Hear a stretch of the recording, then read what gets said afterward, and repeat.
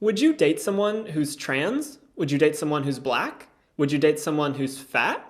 Would you date someone who's disabled? All right, let's go down the list of the four. For the first one, trans, no. And black, fat, disabled, I will say they would be under the same criteria as every other person of the opposite sex that I may or may not be attracted to. So I'm not going to say yes or no. I'm going to say what I would for any other person to answer that.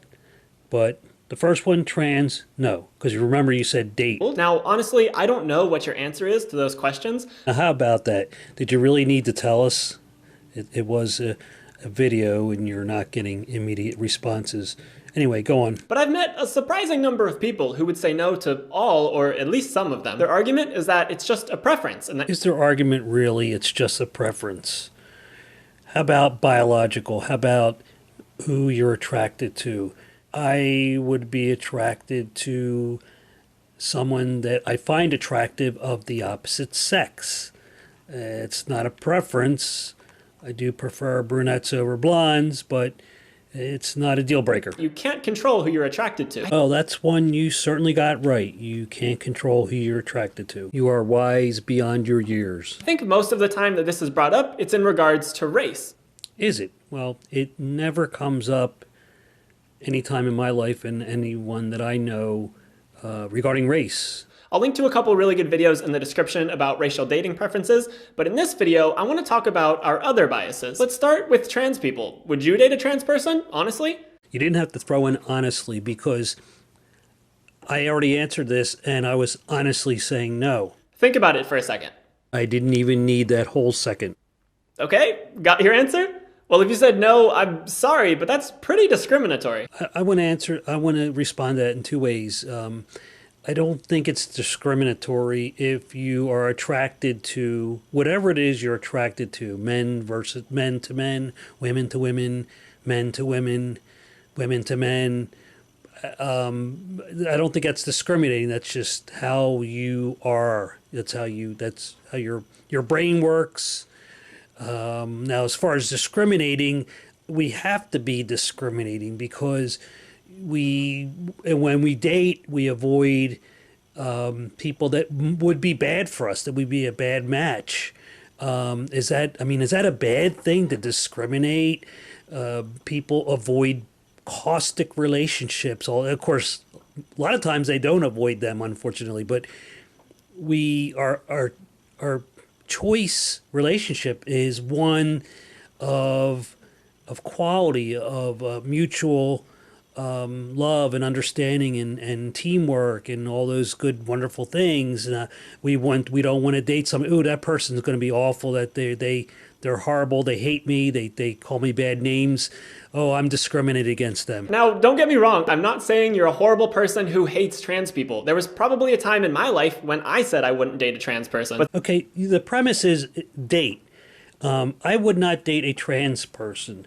I do not hate trans people. I don't hate any people based on their gender, their whatever they identify as, their skin color, their religion, anything. I do not, and I would be friends with anyone. I would associate with anyone. I would do work with anyone.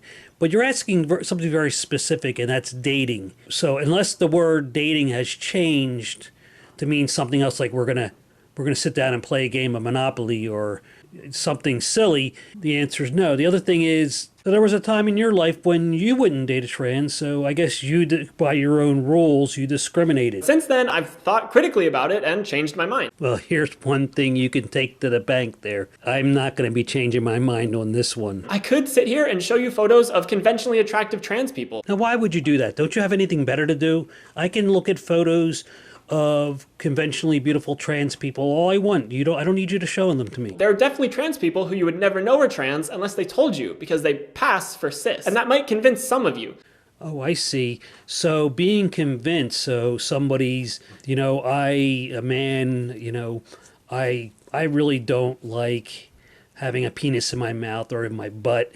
But you know what? This guy makes a lot of sense. I want to date someone that looks like a girl, but they have a penis. You really think you're going to change mine by saying, ooh, you have to think about it, or I'll show you pictures of Janet Mock? But I think arguing that you would only like a trans person if you didn't know they were trans. That's a totally different ball of wax there, person. If you're tricked, that you didn't know they were trans, that's no. We're not going. Is a poor argument. I think you could be attracted to any trans person, whether they pass or not. I think Whether we think or not, let me give you some advice. That there's this world of nature that doesn't follow these social constructs and everything that you're selling here. I would not change my mind because you say, "Ooh, look at her. She passes for a woman." Oh, no. the main concern that people have in regards to dating a trans person is that they won't have the genitals that they expect. Well, this is certainly a new age. The genitals that you expect. When I go out on a date, I'm not thinking of genital. Well, maybe in the long run, I'm thinking of genitals, but it's not like, she's pretty hot. I wonder what genitals she has.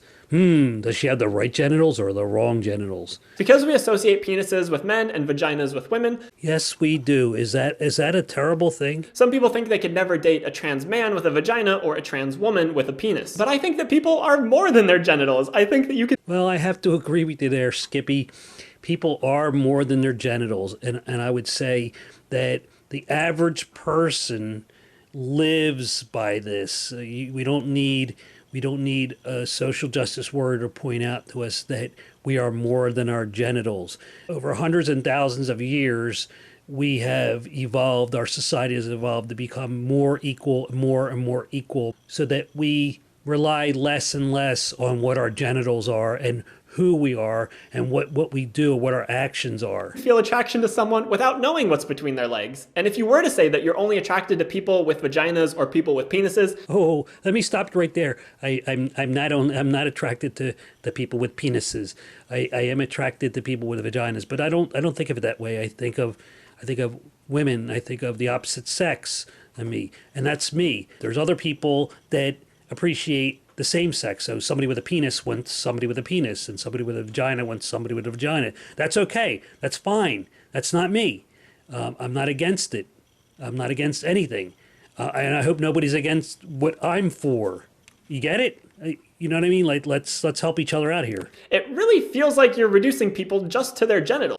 It's a subject I've really never thought about until you brought this up. So it seems like you're reducing people to their genitals, and you're trying to enforce some kind of unprejudice on us that make us do what we don't want to do. So I don't like strawberry ice cream, so you're going to say, oh, but you know what? If you eat just chocolate and vanilla, you'll be discriminating against strawberry. Now, oh, gosh, you know what? I like strawberry now. No, it doesn't work that way. You're kind of objectifying them, but you're thinking of them more as genitals than objects. That's really rich coming from the person that you keep saying genitals, and people are genitals, and people are genitals and objects. So I guess you're kind of genitalifying them? Anyway, my point is we have implicit biases that we were raised with or that we developed over time, Yes, and your point is? and they can be hard to get rid of. And I think this can be especially prominent within the queer community. Gay men often pride themselves on being disgusted by vaginas, and the same goes for lesbian women with penises. It's difficult because some queer people have built their sexual identities on these repulsions, but I don't think they're innate at all. If you met someone who was extremely attractive, had a great personality, but didn't have the genitals that you wanted,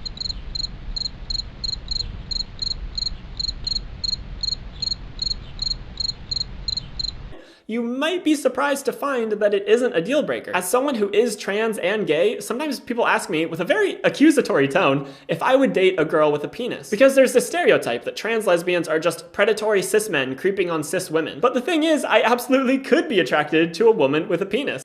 Well, bully for you. I'm not attracted to a woman with a penis. And I would have to say that when you say conventional, and we used to say normal, most of the population is attracted to the opposite sex. That's not a good or a bad thing, okay? But most people are attracted to people of the opposite sex that are healthy. I didn't bring in race, I didn't bring religion, I didn't bring skin color, whatever into this. But there's this conventional thing that you mentioned, conventional, and that's why it's conventional. I could be attracted to any woman, cis or trans. If I find you attractive, I don't care what you have down there. But we You don't even care what I look like? know that sexual orientations are more innate than learned. They're more nature and less nurture. Gay conversion therapy has been proven not to work. And there's a reason why conversion therapy doesn't work.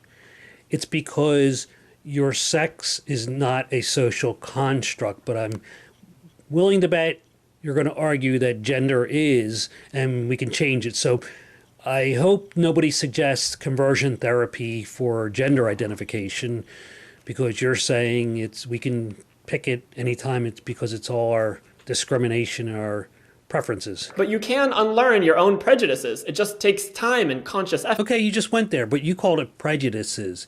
People at gay conversion therapy say that you're just they say this, they use the same logic that you're using.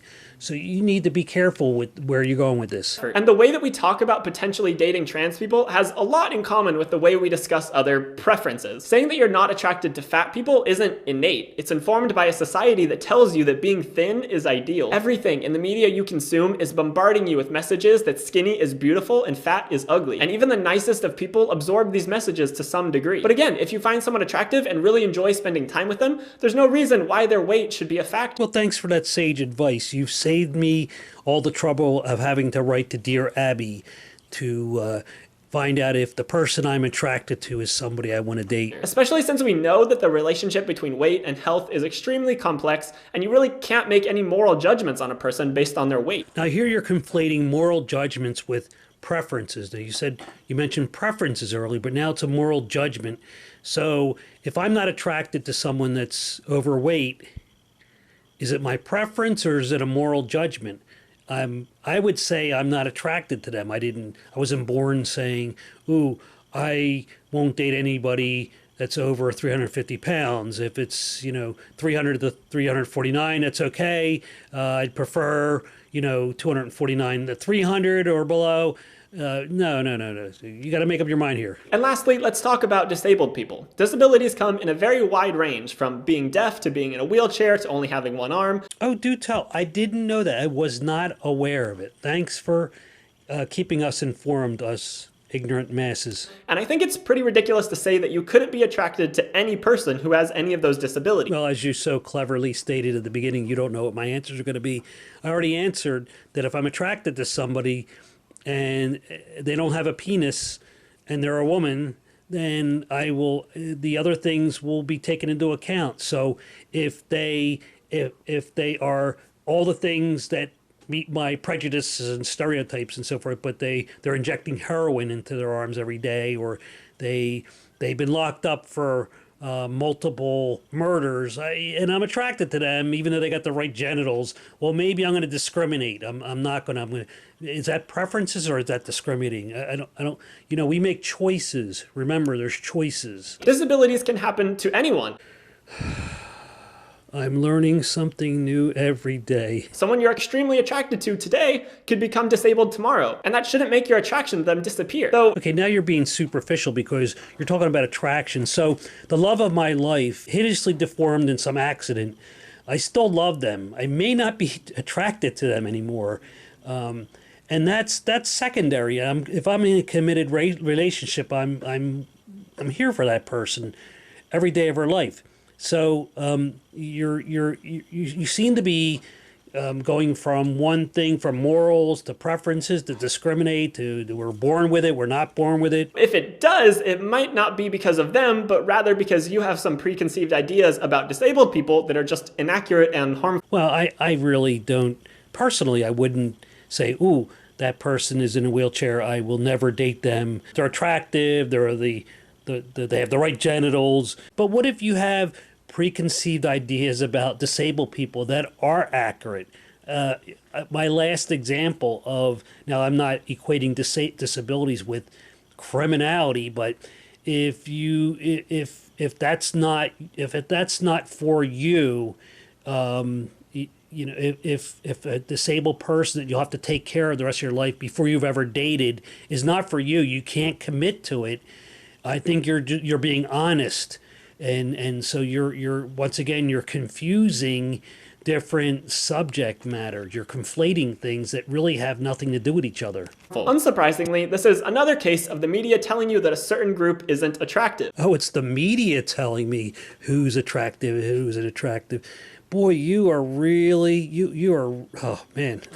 Disabled people are rarely romantic leads. Their stories in movies and TV shows are often tragic, but that doesn't reflect the reality that disabled people can be happy and have dating lives and be attractive. Well, gosh, I certainly hope every person can have a love life, feel attractive, date somebody, have the right genitals. I hope everyone can do that, not just disabled people. Now, if you're not attracted to someone, you're not attracted to them. I'm not going to tell you that you have to be attracted to this fat person or that trans person or that disabled person. Right, so you wouldn't want to be like the media that tells us who's attractive and who's not. So you're not going to do that, right? That's great advice. So you're not going to be like the media tell us who to be attracted to and who not to be attracted to. Wonderful. But the more you work at unlearning your own prejudices, the more you'll be able to see people from these groups as people. Okay, let's stop. Once again, you're confused again, because you're seeing these people as people. Who's saying I'm not seeing people as people? Okay, so if I am attracted to a woman and she doesn't have a penis, then it works out real nice. And there's millions and millions and millions of people in the world that are like that. And to the opposite sex, to the same sex, it's okay. You're allowed to be attracted to whoever you're attracted to. Now, if I have to unlearn this, okay, that means, and I'm bringing this up again, I'm against gay conversion therapy. If I have to unlearn things, then those nuts, those religious nuts that claim they can do gay conversion therapy are onto something here. And I don't think they're onto something here, but you're telling me they are. Rather than tired stereotypes. Unlearning our own biases doesn't happen overnight, and I don't have a step-by-step instruction guide for you. And what would some of those step-by-steps be? There's someone that appears to be of the opposite sex, but she has a penis. So step 2, learn to enjoy the penis. I know you're repulsed by a penis, but you have it in your hand an awful lot, so I think you like them. No, it doesn't work that way. But I think if you can accept that these prejudices exist in all of us, even you can identify them when they come up and work to change how you think about them. If they exist in all of us, maybe some of them are right. Maybe all of them are right. Maybe half of them are right. And you're trying to say we need to change our prejudices. So who are you to tell me whether it's right or wrong? Who are you to tell millions and billions of people that who they are attracted to or who they would want to spend time with is right or wrong? Who are you? Dear Abby? Most likely be a long, slow process, but I think it's worth it. Because these dating preferences are ultimately harmful to people who don't fit into your box of what a conventionally attractive person looks like. Well, I'm not going to lie and say that I am attracted to conventionally attractive women and healthy, attractive women that don't have penises. It makes people feel isolated, alone, and unwanted. But once again, who gets to decide what is correct and what is incorrect in your thinking and your mentality and your desires and your own inbuilt prejudices? Who gets to decide that? Maybe that decision to avoid someone that is extremely bad for you is innate and it's saving your life. It's saving a life of ruin, of total, and that's why we have, like I mentioned earlier, a lot of people choose badly, and I don't think on purpose, but we attempt to choose correctly, and we're relying on what we've learned as in how people are, and we use those to make decisions on a daily basis. Hear that they're universally unattractive to people. I don't think there's anyone out there who somebody doesn't find attractive. I'm not making anyone feel isolated, alone, or unwanted. I have the person in my life that I'm attracted to, and they have the right genitals for me, and I can't help it, but I'm monogamous. Is that the word? Yeah, one person at a time, so I have to reject all the other handicapped black people and girls with penises, because I only do, I'm not a Muslim. I can't do more than one woman at a time. You know what I mean? We're sold this image of the conventionally attractive person, but in reality, all kinds of people around the world are constantly dating, having sex, finding people attractive, getting married. And here's where I agree with you, and I'm gonna gender stereotype, or whatever you call it, men, because a lot of men are just dogs, and if it's on two legs and they have the right genitals, it's good enough for them. There's a lot of men like that. I'm sorry. It's not only the conventionally attractive who find love or have sex. Really? You mean the media is wrong? And they have houses and jobs, and they drive cars, and they have cats and dogs, and they like music too. Amazing. So by working on ourselves to dispel that idea, we can make the world a more welcoming and loving place for everybody. Well, I'm with you there, but once again, it's not gonna get a penis in my butt. Thanks so much for watching, and I'll see you next time. Bye-bye, and thanks for asking me all these unartful, indelicate questions. And now I'm gonna say bye-bye to the people watching this video. Bye-bye. Thank you for watching. If you like this channel, please subscribe, click the like button, whatever else you do when you like things, just do it. And please don't be confined to the incorrect genitals. There's a lesson learned here somewhere.